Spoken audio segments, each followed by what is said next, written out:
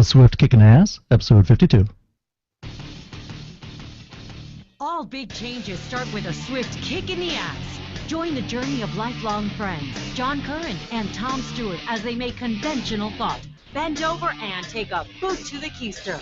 Warning, listeners may notice a force equal to or greater than needed to get your ass moving. A swift kick in the ass, living life on your terms. Welcome, I'm Tom Stewart. I'm joined with my lifelong childhood friend, John Curren, and we have a special guest today. His name's Aaron Anastasi. And I know I always butcher names, but basically the premise of the show today is how to get the results you want in life. And the answer is really closer than you think, and our guest Aaron Anastasi is going to basically help us answer that. Let me tell you a little bit about Aaron before we get into the show. He's a Southern California native. He's graduated with a master's degree from Princeton, where he studied philosophy and psychology. He's also a founder and coach of an internationally recognized Superior Singing Method, an online singing lesson program that grosses 7 figures annually. That's pretty cool. With nearly 10 million views, this guy's cooking it over on YouTube, and 100,000 subscribers. Aaron has the #1 singing life lesson channel on YouTube. He's also a prominent success coach for clients for industry-leading film directors, marine biologists, TED Talk speakers, and he's releasing a book, and that's why we have him on here, called The Voice of Your Dreams. It's scheduled to be released, going to print in January, and probably be out by mid-March. Aaron, welcome to the show. Thank you so much. It's an honor to be here. Yes. So, Aaron, let's just get right into this. What prompted to ask yourself, how do you get the results that you want in life? I know seems like you've been asking yourself that question for quite a long time. You've done a lot of really interesting things. Yeah, let me tell you the short answer, which is one word, and then let me tell you a couple of stories that kind of ramp up into how it worked. Thing that caused me to ask that question is failure, and lots of failures, and really wanting certain things, and being frustrated around this idea of not being able to find it, of working hard, working really, really hard, but seeming to get the same types of results over and over again. And so now let me back up. For me, it all started when I was sitting in a coffee shop with, I got a life coach. I know people have different ideas about life coach, and who needs and at the time I was like, a life coach? I'm living life fine. Actually, the results of my life would prove that I wasn't living life fine, but I was sitting with my life coach or success coach, and I was frustrated. I was at a point actually in my life where I was even depressed. I was angry and frustrated because I was wanting certain results in my life, especially around music and the film industry, that I couldn't really figure it out. It seemed like I couldn't get the results I want. So he asked me one question that really ignited this whole journey for me that's lasted several years now. And the question that he asked me is, he said, who do you have to be in order to get the results that you want?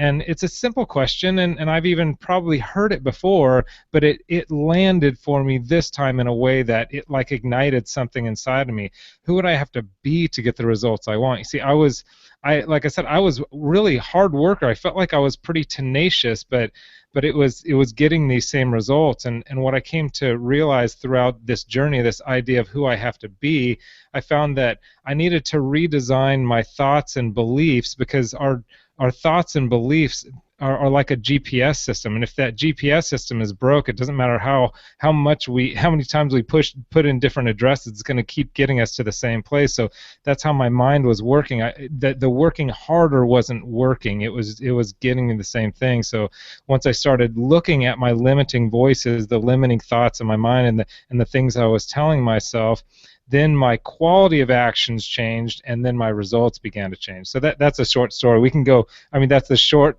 response. We can go more into depth about what some of the chapters say, and even some of my stories as well. Yeah, no, I think that's a great start, and I certainly relate to that myself. I think Tom does as well.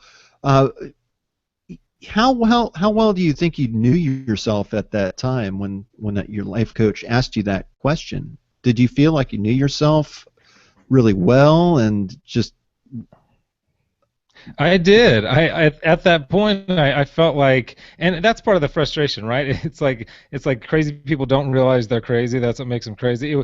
That's what was going on in my own mind. It was like I felt like I was really self-aware. I knew what was going on until I started exploring my thoughts and beliefs about life and what was getting me the results that I didn't want. So it was as he began to poke around in these ideas of what I believe, I found a couple things. Here's just one tiny little simple thing that had a radical shift in my belief system. I believed that nobody would want to work with me. I didn't know I believed this until we started talking about it, but I believed, well, nobody really wants to work with me, or nobody in LA would really want, because I live in Los Angeles, and I had all these films I wanted to make, and I wanted to act in them, and so, but nobody would really want to work with me, and I don't want to bug people. That was part of the limiting voice, was maybe like I'm not good enough, so people don't want to work with me. So part his challenge for me and my challenge for myself was, what if I challenge that, just that one simple limiting voice of I don't want to bug people, or people don't want to work with me? So I decided, I knew what it would take to get this first film made. I made like a 10 minute, I wrote like a 10-minute, it was like a 14-page short film. And so I thought, okay, what if I just went in with this way of being? So the idea of not doing, but being. Who would I have to be in this conversation? I'm going to be the type of person that believes that I have something of value to offer this person and the world. So when I went to make requests to my filmmaker friends and my actor friends, I went in with that way of being, which changed the quality of my actions, which got me the result was, 6 months later, I was on set in downtown Los Angeles with 35 volunteers and really great filmmakers, making a film that I wrote, produced, and was acting in. And then fast forward to today, it's in 2 festivals. It's actually screening in about a month from now. So that's just one story of what happened. And that's so cool. I would think that being an actor and an artist, that would kind of toughen you up to rejection.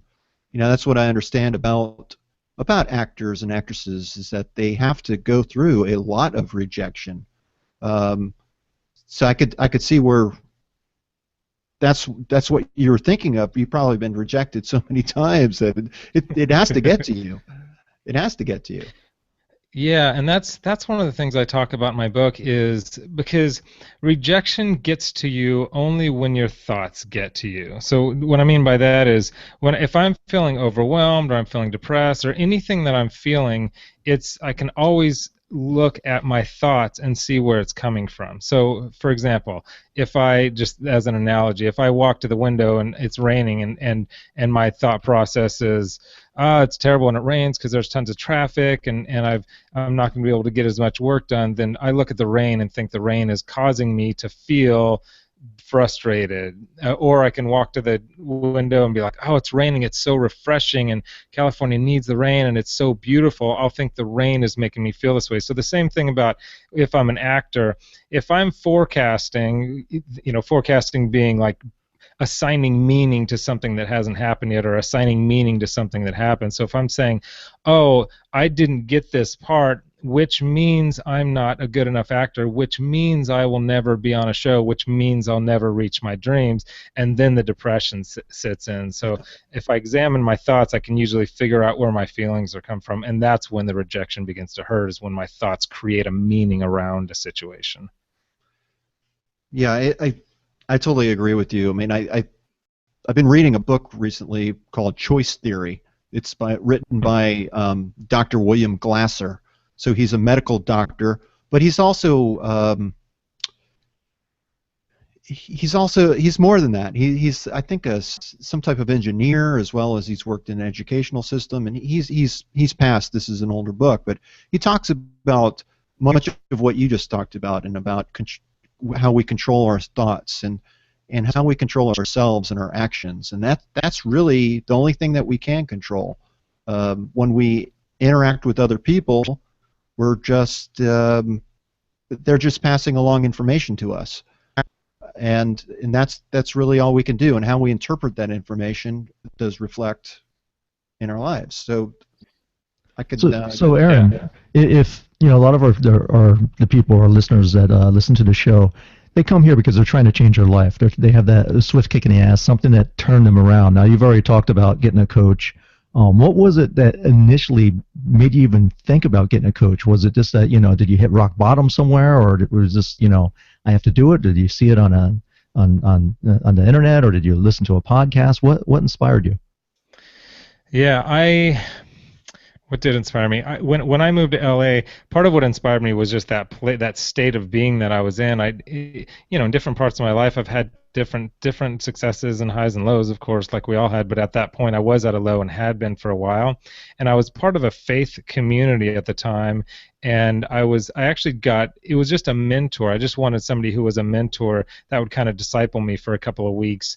And that was really all that happened. But he just happened to be a coach. And as he started working with me, it started shifting me in a big way. So it was kind of a roundabout sort of way. I didn't actually look for a life coach. In fact, I thought the idea of a life coach was silly to me at the time, which is funny because now I am a life coach and have been for years now, and I'm watching now my own clients shift in big ways. So the catalyst, I kind of accidentally got there, I guess, is the answer to that question. So if someone's new and they're just starting out, or they pick up your book, where do they start? Where do you suggest? Yeah, I'm a big proponent of coaching now, and it's becoming more and more in vogue and more accepted to use a coach. I heard even Bill Gates the other day saying everybody needs a coach, whether you're a CEO or a director, or he said even a bridge player. Everybody needs a coach no matter what. So I would really recommend getting a coach. I mean, it was radically transformative for me, and then it is for my clients. In fact, one of my clients, just a story of one of my clients, he came to me and he was a director and he had some successes as a director, commercial and music video director, but he had this short film that he really wanted to make. He was passionate about raising awareness and raising finances to help stop sex trafficking, but he was stuck in kind of the shame of a failed crowdfunding campaign when we first started working together. So, but after a couple of months of working together and looking at his limiting voices and his thoughts and beliefs and what he thought he was capable of and what he was resolved about what the industry was like, once we started getting over that stuff, within 2 to 3 months, he raised not only $60,000, but which was his initial goal, he raised $80,000, made the film, and even more than that, like reinvigorated his sense of possibility, so much so that he went on a couple of months later to win a CMA award, a Country Music Association award for Best Music Video of the Year. That was actually just a couple of months ago. That's pretty cool. So the other thing I noticed that you talk a lot about is like being versus doing. You're a big person about action, right? Even if you have to fake it till you make it. Is that correct? Yeah, so I do talk a lot about being and being more important than doing, but then in my book I talk a lot about action, about doing. So I'm a big proponent of doing, but it's always more effective when it comes out of a different way of being, and that's actually not very clear. But it's the idea of once we realize what our thoughts are, once we realize what our beliefs are, and we begin to redesign those, then it forms a different way of being for us. And let me give you another example of that. When I came to LA, I used to work out at 24 Hour Fitness in Hollywood, and I would just park at the bottom floor of the garage, and I'd get in the elevator, I'd take it up to the 4th floor where the gym was. And this one day I got in the elevator and the doors started closing, and this guy was running toward me. He was kind of a good distance away. Hey, hold the elevator. And I hit the door open button, but it was too late. The doors just kept closing. And then when he got right up to the elevator and it was just about to close, and he was like, "Punk, bitch!" He was really angry for one of two reasons. I'm guessing he either thought I hit the door close button, or he didn't see me go for the button at all and thought I just didn't want to help him out. Here's why I tell that story, and like, what does that have anything to do with your question you asked?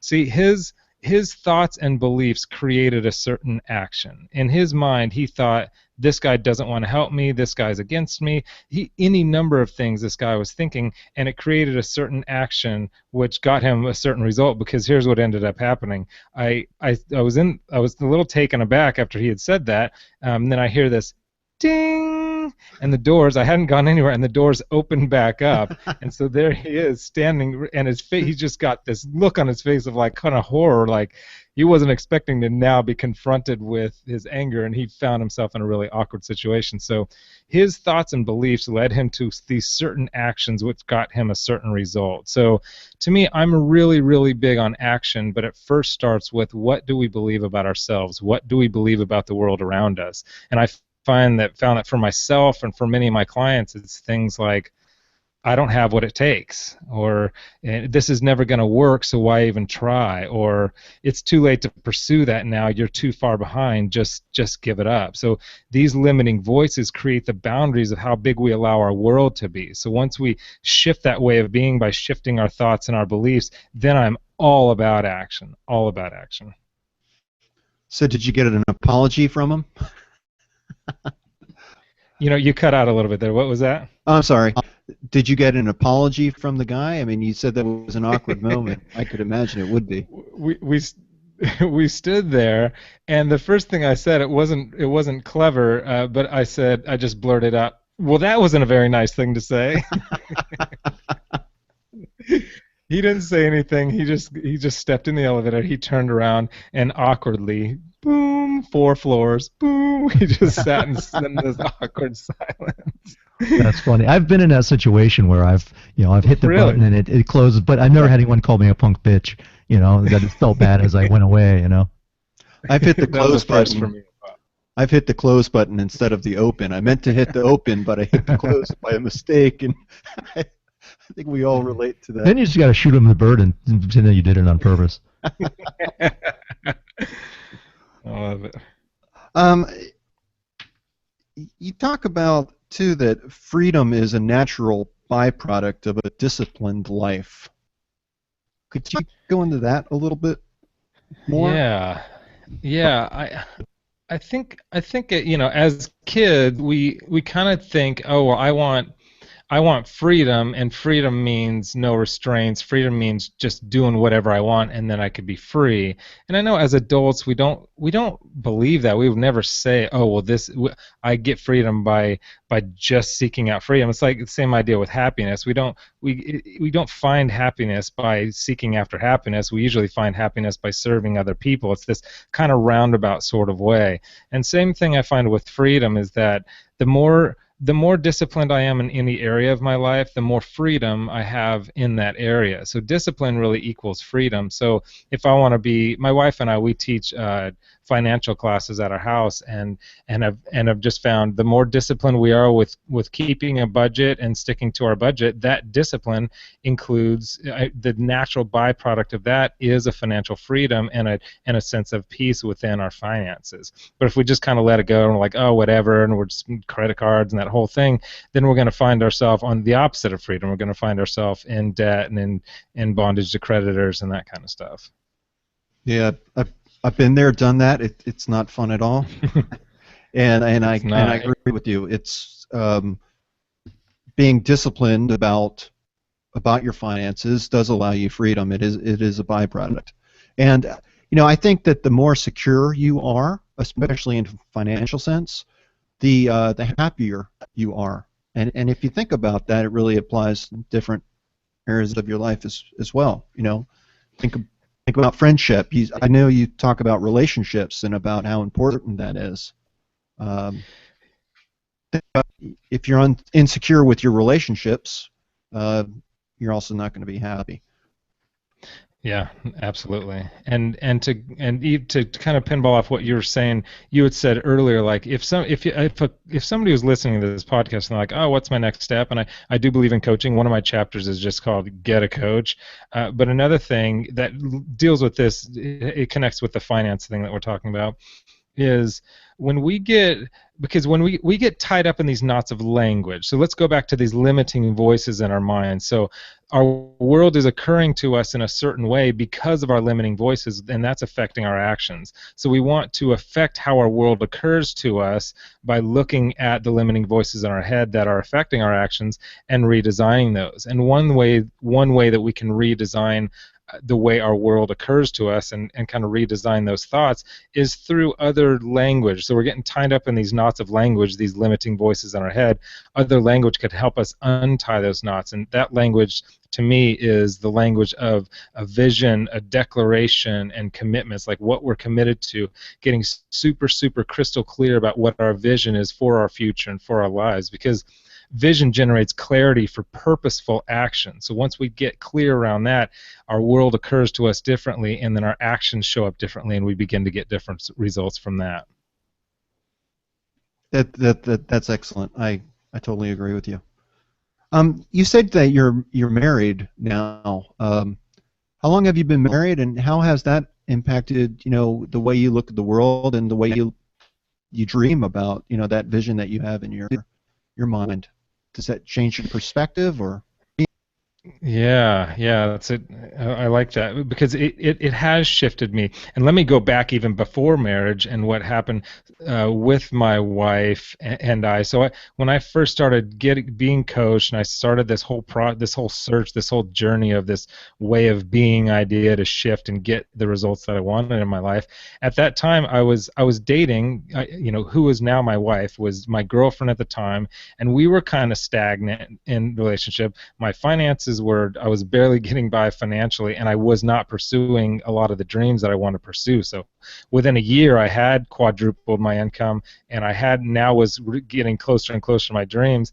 And now, fast forward to now, I'm in a really fun marriage. I've been married now for 2.5 years, in a really fun marriage. So that was even the relationship with her was a part of this new way of being and this new way of thinking.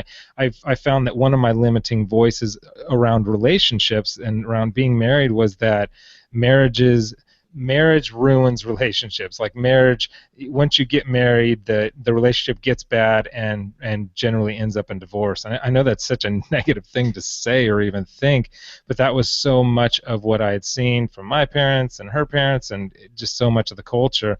But once now let's get back to the idea of the vision and the declaration, the commitment. I finally realized, no, the society and my parents don't decide what I get in my life. I decide what I get in my life from what I'm committed to and what my declarations are and what my vision is. So I got a clear-cut vision about what I wanted in my relationship with my wife and what I was committed to for her and for us long term. And that shifted the way I saw what is possible for my life. So much of this work that I do is about seeing and unearthing different possibilities that lead to better action and better results. Yeah, I think that's great.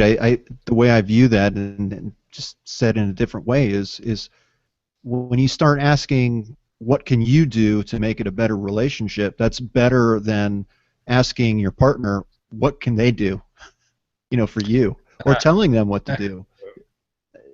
It's a different view of the world. Tom and I are both married, so we understand. And not to each other. Not to each other. Oh yeah, not to.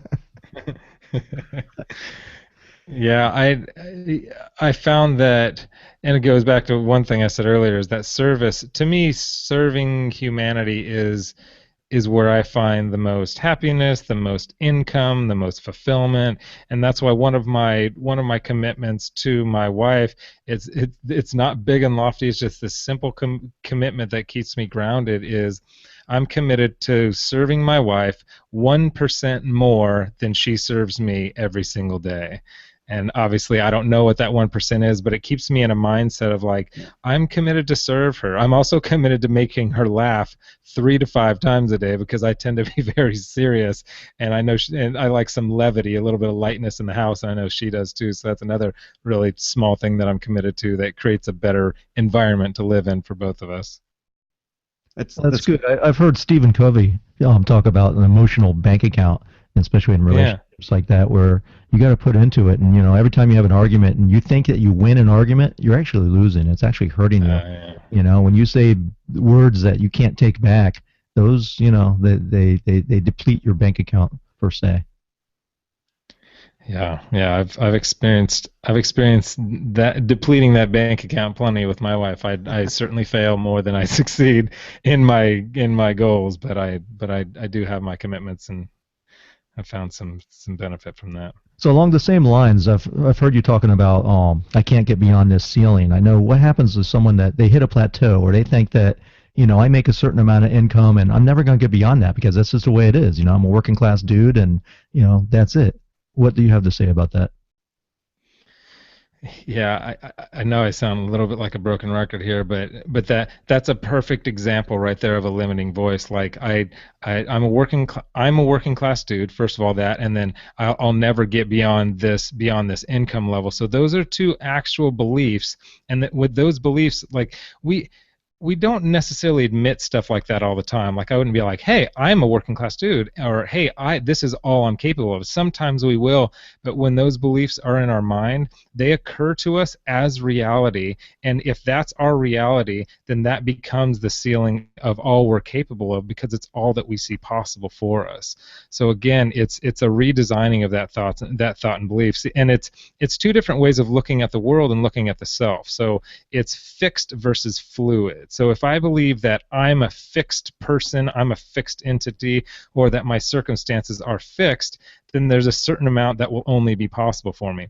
But if I see myself as fluid and ever changing and ever growing, then that's going to allow much more possibility for me.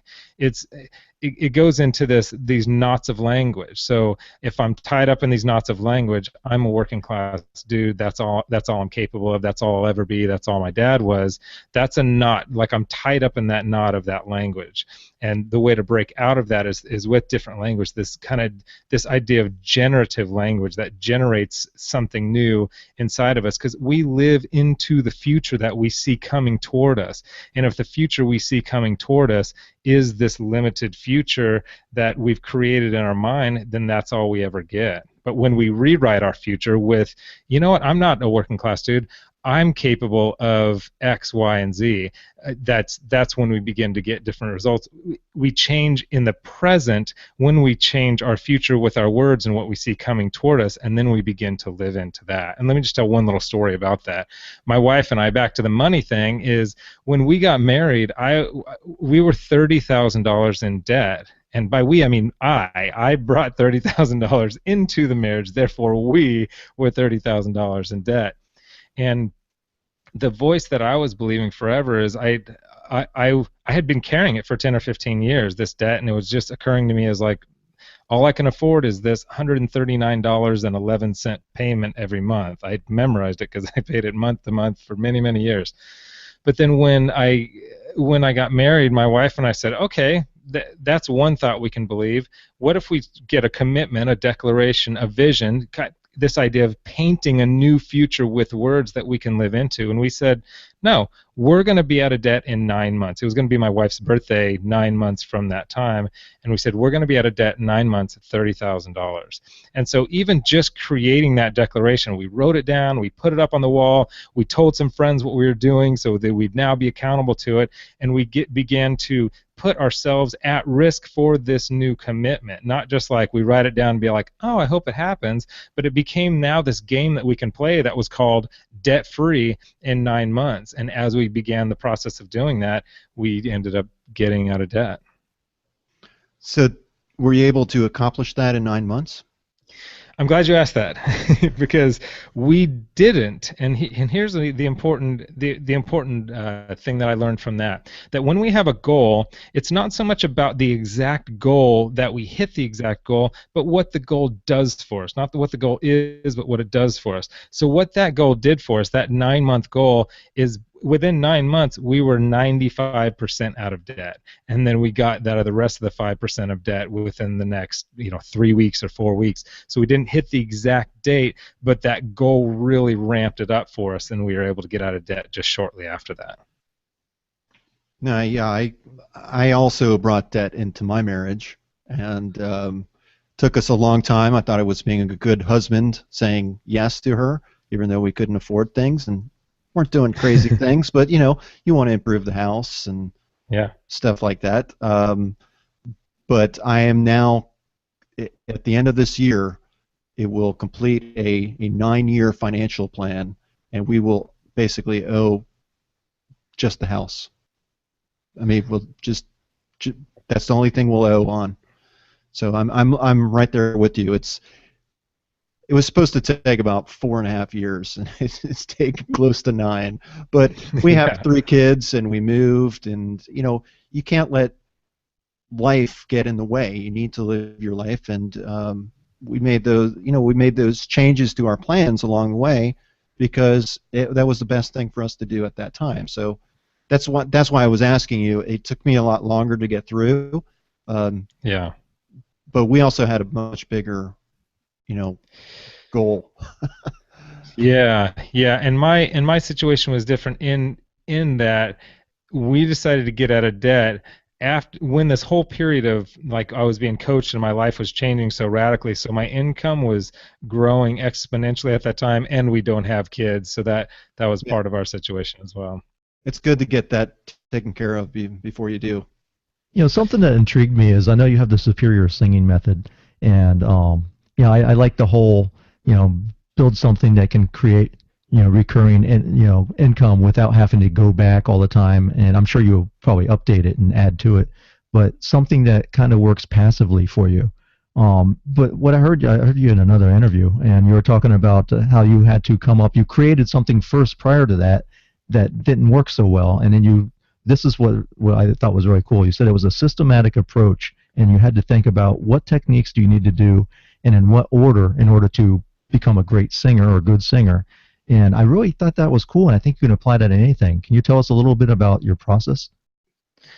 Yeah, yeah, I I love even the idea of debt, and you were saying it took you a lot longer, but you stayed on the path and you were tenacious to work toward that. I that's what happened with us. So I created this program, and I have a couple of business partners as well, and we created what was called the Singing Guide, and it took us a couple years, 2 solid years to do it, and filmed all these videos, and all excited about it, and we launched this thing, and it was a disaster. I mean, it was a complete failure. Like, it just didn't hit at all. It wasn't like, oh, we did okay.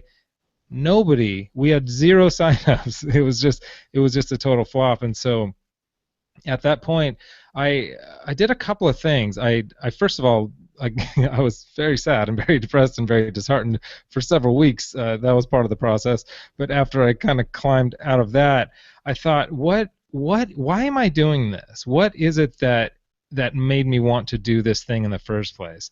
And as I did that, I found that I'm driven, which is one reason that why I wanted to be a vocal coach and why I'm like a life success coach, results coach now, is that I'm passionate about helping people live fuller and freer lives. I'm glad you bring the freedom up earlier. I want people to live fuller, being like, I want them to live bigger lives, and I want them to live freer lives, whether that's debt-free or whatever it means, just free in general. And so when I thought about that, and the idea of passive income was huge to me too, because like you said, I have so many dreams and so many fun things that I want to do, and I love being adventurous, that I wanted some passive income that would create a lifestyle that I wanted as well. And this apparently wasn't it. So once I realized that, it gave me this extra push of tenacity, like, no, I'm going to make this thing work no matter what it takes. I clicked into this all-in state and just said, I'm going to make this work no matter what. So as we thought through it, we got this idea, like you said, there's all these singing. You can go on YouTube and you search the internet and you can find out anything about singing. So why are hundreds of thousands of people signing up for my program all the time and going to my YouTube and doing all that? And what I found is that I created a method that was my own. I was a terrible singer growing up, and so I had to learn how to sing. I didn't just was born out of the womb and was awesome. Then I wouldn't know the struggle of what it took to go from garbage singing to like really good singing. So I really thought through that, and then I just systematized everything and put it in one program where it's like, this program is all you ever need. If you take the time to do this and really focus on doing this, you'll build the right things at the right time. I'll start you out exactly where you need to be from the beginning. I'll give you exactly the exercises every single day to do to where you're building a voice, because singing is not about natural talent. Nobody's naturally talented. I know people would argue with me about that. That's obviously my opinion, but it's about building up the muscles in your vocal tract with the right techniques and the right exercises in the right order to build yourself into having a good voice. I was terrible, and then I sang professionally later on in my life. That's my story. So that's what we created. We refilmed everything with better quality videos. We called it, we changed it to Superior Singing Method, and it was this idea of superior singing in 8 weeks or less. No, that's pretty cool. I'm not a singer, and I've never sang anything in front of anyone except for a couple months ago. A couple months ago, we were having on Thanksgiving of all things. I'm a broadcast engineer, so I had a bunch of microphones, a mixer, and I got this karaoke program, right? So everyone, I set it up. We had about 35 people over the house. Everyone's singing. Everyone's having a great time. It was like the best party the best Thanksgiving we ever had. And I decided I was going to sing to my wife, and I sang an Elvis song, and I've never sang in front of anyone. It was the scariest thing I've ever done. Even though it was my family and friends, it's still standing up on a mic in front of 35 people and not knowing how it's going to come out. Yeah, I feel you, man. I mean, I can feel that in my heart and in my stomach, even as you're saying it, like that frightful feeling.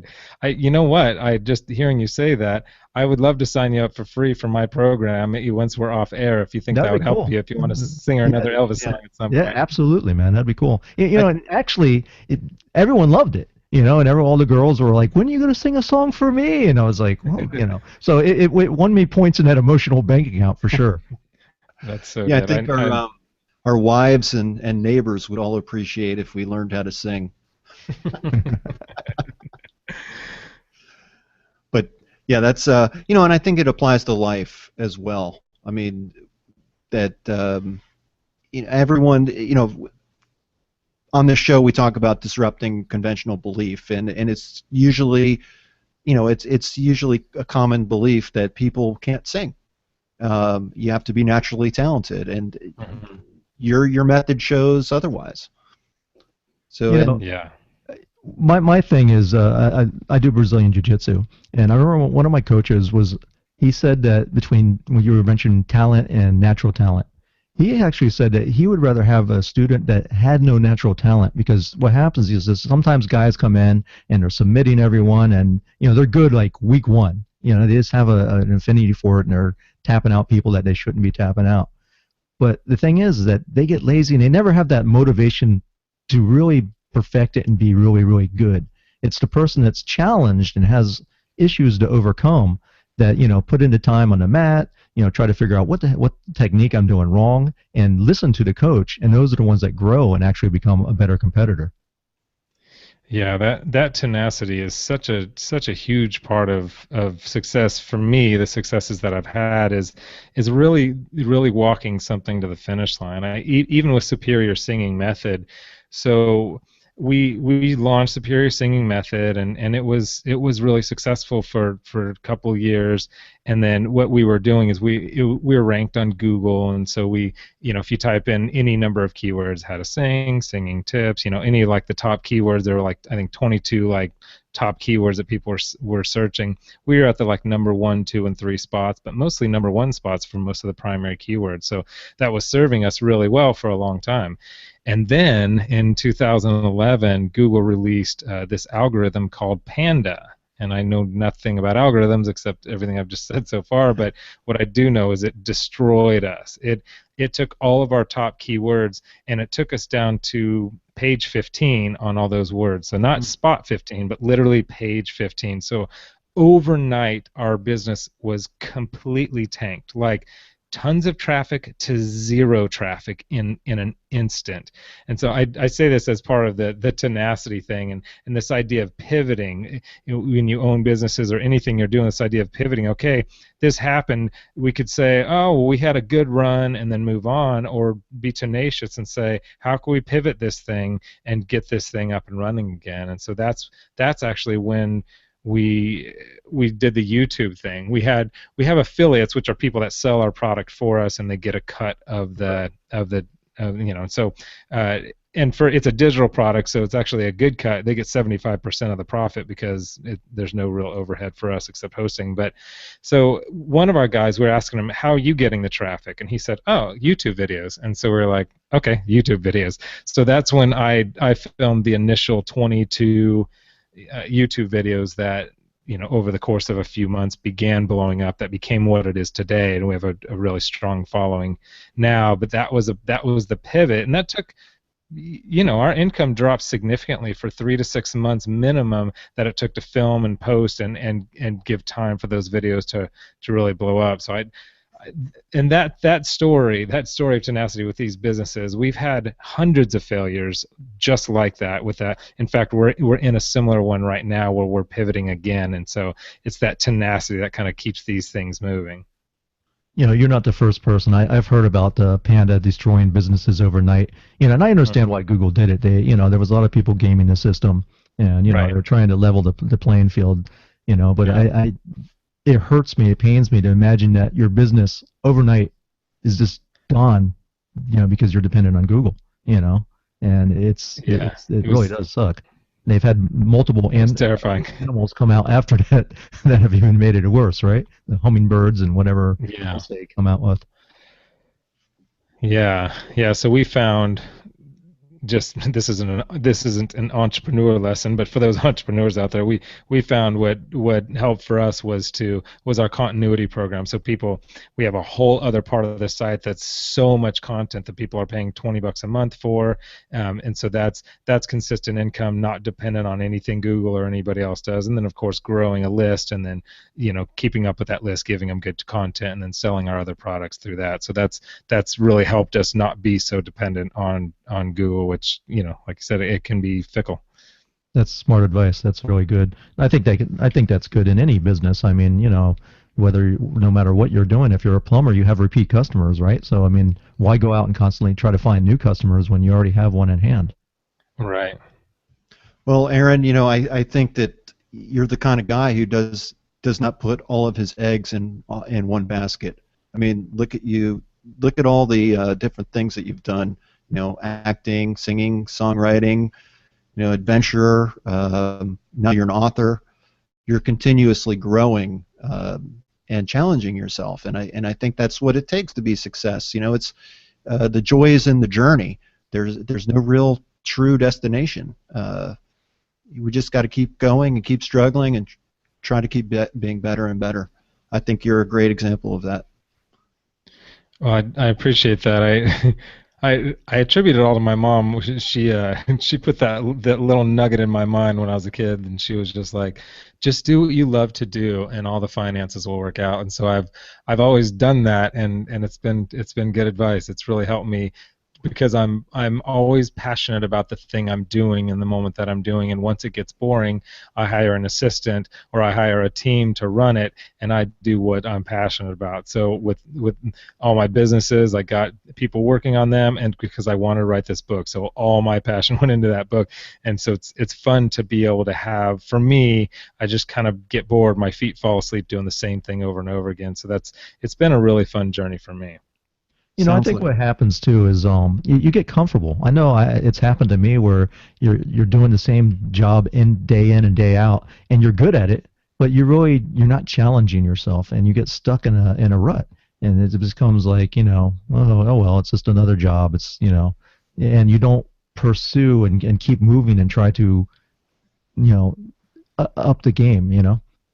Yeah, if I'm not doing at least 1, 2, 3 things a week that scare me, then I feel like I'm not living my biggest life. I'm like playing not to lose rather than playing to win. And I always want to play to win, and so it's keeping those risks in front of me is what keeps life invigorating, but also keeps me remembering that I am alive, and that this is how the next hill gets tackled. I actually have one client who's a marine biologist, and she's very successful marine biologist, but she loves her job, but it was the same thing for her. Like, she's doing it, but there felt like there was something missing. So as we started working together, she realized she actually was passionate about helping other people reach their dreams. So now she's pivoted, and she's still a marine biologist, but she's taken on clients, and she's become a coach as well, and she started devouring books and doing seminars, doing talks, and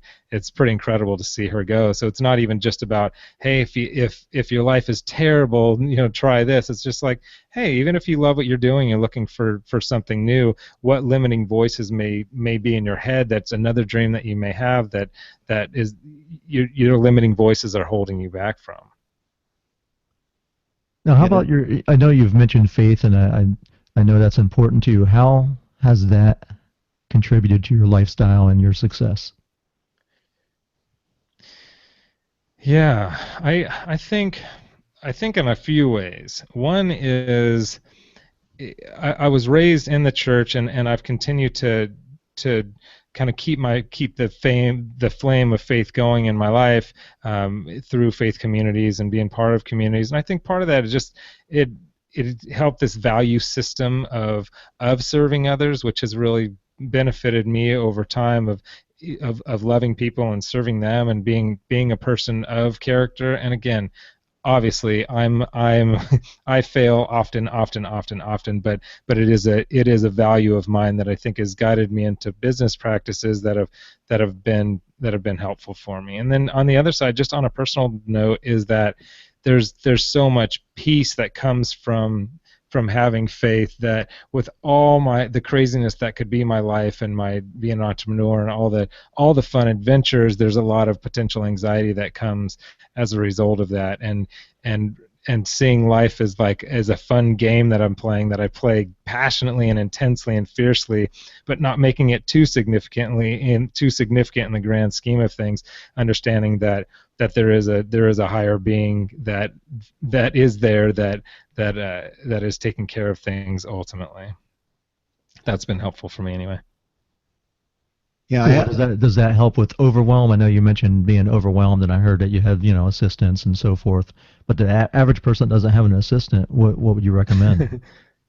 Yeah, okay. So not about the faith thing, just about assistants in general. Just being overwhelmed, because I don't like my wife, man. She's always stressed out from work, and she wants to start a podcast too, but she's always like, I just got so much stuff to do. I get the kids on the weekend. I got she does jujitsu too. She's at the gym. She's doing work. She's a professional, so it's difficult. Yeah, the overwhelm thing for me comes back to, okay, what am I believing? Sorry for the broken record, but for me, if I feel overwhelmed, actually, let me just say three things. The first one is, if I'm overwhelmed, there's usually something that I'm afraid of that I'm avoiding. Almost always one main thing. So if I feel overwhelmed, let's say, so I'm doing the audiobook. I'm actually doing the audiobook myself right now, and so about a week ago, I was feeling very overwhelmed about this massive project of doing the audiobook and making it sound good and having the reading performance have the tone be right for what I want to communicate. Just all that stuff. I felt overwhelmed by that. So it made me feel overwhelmed about my whole life, because this one thing was really scaring me. So the first thing is understanding that paring it down to that one or two things that are really actually bothering me. What am I really afraid of? And then getting this idea of action. Okay, so what is the very smallest one thing that I could do about the thing that I fear most, even 3 minutes or even 5 minutes, just to get it started? Because once I do that, the hardest part is always just before we start. So I was in this overwhelmed state with the audiobook, but once I just sat down and I did the intro, and I had all these problems with audio and all this other stuff, that's a whole separate story, but once I started getting it going and I got the first couple of minutes and it sounded the way I wanted it to sound, it was like, all of a sudden I didn't feel overwhelmed about anything in my life anymore, because that was the main thing that was on my mind. So once I get started, I got into that momentum, and it squashes those limiting voices in my mind, and it squashes that fear, because all fear lives in the future. It's all about me picturing the future and what might happen. So all that fear is gone when I'm in action doing the things that I love to do, and allow that momentum to carry me. So that's the main thing. Getting in action is one, finding out the limiting voice and what I'm most afraid of, and understanding that overwhelmed is just, it's a thought believed. It's not an actual thing in reality. It's just a story we believe. I am overwhelmed is a story that I believe. But another story that I could believe is, I only have one thing to do right now. There's only one thing I could do at a time, and that thing right now is talking into this microphone for that podcast. Nothing else in my world exists. I'm not thinking about the future. I'm not thinking about, oh, what about this, and how long is this going to take, and all that. If I'm right here, right now, doing the one thing, that's the story that could bring me a lot more peace than I've got a million things. They'll never get done. Therefore, I won't feed my family. Therefore, we'll be on the street. It's just that downward spiral thinking. That's very good advice, man. So Aaron, your book's coming out in February or early March. How do our listeners get a copy? How can they reach you? So the best thing right now is to go to, so the book's called The Voice of Your Dreams. The idea is the voice of your dreams. Everybody has a voice of their dreams, but it can be hard to hear and hard to follow when our voices of limitation are shouting so much louder. And that's actually the subtitle of my book is Turn Down the Voices of Limitation and Turn Up the Volume of Success. So anyway, I say all that to say, The Voice of Your Dreams. If you go to thevoiceofyourdreams.com, that website is up, and you get already a bunch of like referral quotes from people who have read the book, and then there you can sign up for my email list. But also, if you sign up for the email list, you can immediately download 2 free chapters of the book, the first 2 chapters of the book. That's the first thing. It'll also be on Amazon. It'll be on Audible. It'll be on Kindle. It'll be all those things when it does launch in, I'm guessing, early to mid-March-ish. But also, for your listeners, what I'll do is I'm going to do a code through Amazon for the first, I haven't decided, 24 to 72 hours, that they can get the book at just like a screaming discount. I mean, something like stupid, like $3 or $4 or something. I'll do like, anyway, I haven't decided, but I'll have that available for you guys as well. Awesome. Appreciate that. Awesome. That sounds good. All right, so one final note. I know on the end of the book you mentioned finishing strong, and I was intrigued about finding your voice. And that's important, to stand out and be an individual and have something different to offer. What do you suggest? Yeah, the first thing I suggest is that everybody is uniquely themselves. Like, everybody is a unique person and has a unique something to contribute and to offer. Now, finding and honing that thing is a whole different thing, but just understanding that that's true about you, I think, is one really good place to start. The other thing is that it takes time to hone your voice, and that's okay. It's probably not going to happen in 6 weeks or 6 months, but that's totally fine too. I remember reading Steve Martin's book, Born Standing Up. He talks about how, and now I'm going to totally misquote it, but I did quote it in the book. He says something like, I prepared for stand-up for 8 years, and then I did stand-up for 15 years. It was like his whole idea, I'm just butchering this, but his thing was, it took me 20 or 30 years to actually be successful and to hone my voice, and that's just part of the journey for everybody. So but the whole idea of how that ties into the voice of your dreams is, what is that vision that you want? What is that dream that you have? What is it that you really, really, really want? My clients come to me and they say, it's always the same types of things. I want to make more money. I want to have better relationships. I want a better career. And all those things, I'm certain they're true for them and every other human being that can hear my voice right now. But there's always something behind that. Okay, if you had those, what would that give you? It's like, what do you really, really, really want? And searching that out is where your unique voice usually comes, is finding out what it is you're passionate about. For me, partially, it's the helping people live fuller, freer lives. Like, everything I do, it comes out of that. But and then the other thing is this whole idea of acting and filmmaking. What disappointments do you have? Where are you resolved in life? What what are like touchy points when people talk about, like it's actually in those areas that we usually find what we really, really want the most, that is like scary and that's like hidden inside of us. So the voice of your dreams and this idea of finding your unique voice is really finding what you love and what you're passionate about. And my book, it helps people not only discover that, but actually step by step in a way to attain those things, and take that dream out of like this kind of idea of this Disney longing dream and wishing upon a star. Like, take it out of the dream realm and pull it into the future moment and turn it into a project that I can begin working on for 3 minutes today, 5 minutes today, and start getting momentum to where I can actually make this thing happen and stop making it a want and a longing. That's awesome, man. Yeah, Oh, it sure is. I appreciate you coming on the show, and it's words of wisdom. I really did enjoy this interview. John, any last words? No, I really enjoyed it as well too. And I was just going to say, Aaron, sounds to me like you didn't believe The Secret. No, I can actually say something about that really quick. I'm not gonna like, dog on the Secret. I think The Secret is it's an initial step. It doesn't tell the whole story. This is just like, to me, sitting and saying I'm gonna think and it'll create and it'll come to me. That's the idea of law of attraction. I'm very much in the law of creation. We have the power to create. We have the power of choice to create something. And so getting busy, deciding what it is that we want, unearthing and redesigning our limiting voices and getting after that thing is this law of creation. So yes, visualize it. Yes, get clear about it. Absolutely. But to say I'm going to attract it, it actually puts us in a victim mindset of I'm waiting for it to come to me and I'm still hoping and longing, and there's something out there that I need in order to be a fulfilled human being that I don't have right now, and I just don't think that that's true. Life is a game. It's like, what we want, let's just go after it with a fun passion, but not expect that it's going to come to us. Let's go out and create it. We have the power of choice. Let's choose ourselves and go out and make it happen. Perfect. I think that's a perfect way to end our show. I think I know I really enjoyed this conversation. I know our listeners will as well. We all walk away from this learning something, and with the direction also to head. You gave us some very practical advice, so thank you very much. Appreciate the time. Absolutely. Well, we appreciate our listeners checking us in. Make sure you stop by swiftkickinass.com.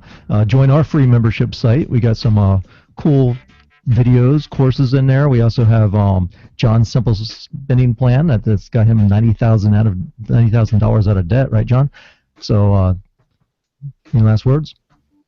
No, that's it. We'll catch you next time. All right. Peace. Thanks for listening. Thanks for listening.